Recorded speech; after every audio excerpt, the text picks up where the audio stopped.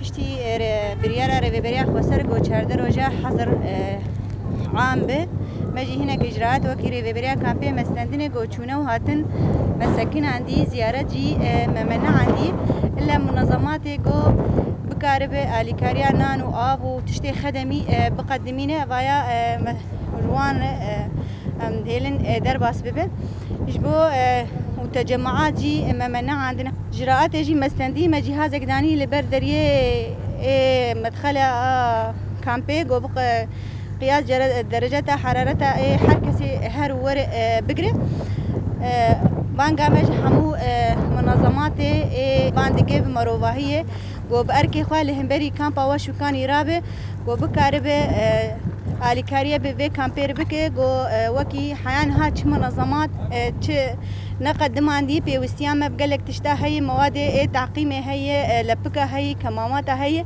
لحتى هاتش منظمات بأركي خو رانبوية.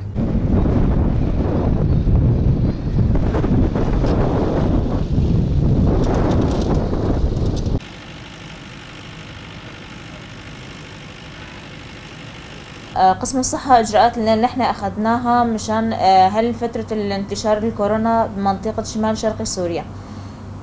إجراءات اللي نحن قمنا فيها ضمن المخيم كهلال الأحمر الكردي هي أول ما يجي المستفيد أو المريض على النقطة الطبية تبعنا عند الباب في عنا خزان الماء معقم بالمادة الكلور.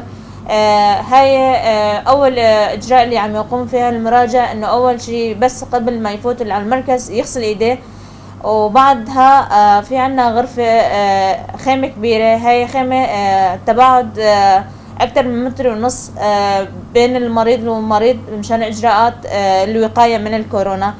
قبل ما يفوت على الخيمة في كمان إجراء اللي عم ياخدها الممرض عند الباب هي مقياس درجة الحرارة. هل مقياس درجة الحرارة إذا كانت حرارة المراجع مرتفع أو في سعال أو أي شيء قريب من اشتباه بكورونا نعطيه كمامة. وفي عنا خيمة العزل يحطوا المريض بخيمة العزل. بعدها يجي دكتور داخلية يفحص هذا المريض إذا هو اشتباه بمرض الكورونا.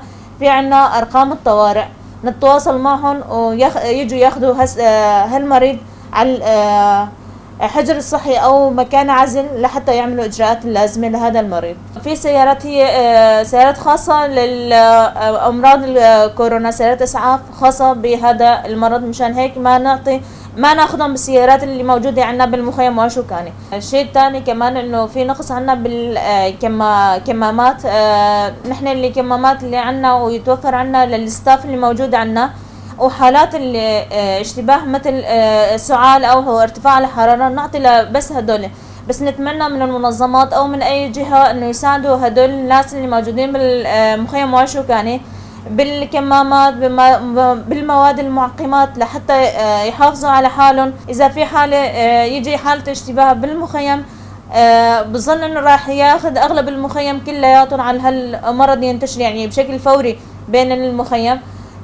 نتمنى من المنظمات ياخذوا بعين الاعتبار ويساعدونا بهالإجراءات الوقاية من المخيم وشوكاني.